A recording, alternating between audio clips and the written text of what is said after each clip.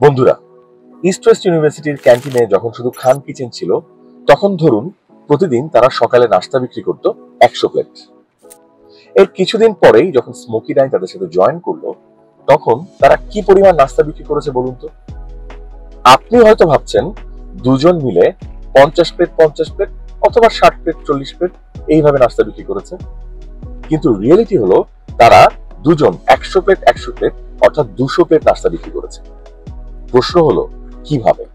যখন শুধু খান কিচেন ছিল তখন আপনার মনে প্রশ্ন ছিল, আমি কি এখানে নাস্তা করব নাকি করব না। কিন্তু যখন স্মোকি ডাইন একটি নতুন অপশন হিসেবে অ্যাড অন হলো, তখন আপনার মনে প্রশ্ন আসলো, আমি কি খান কিচেন থেকে নাস্তা করব নাকি স্মোকি ডাইন থেকে নাস্তা করব।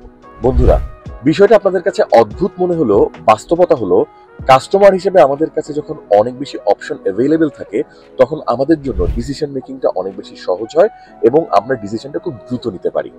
আপনার কি মনে হয়? কমেন্টসে আমাদের জানান। এতক্ষণ সাথে থাকার জন্য অসংখ্য ধন্যবাদ।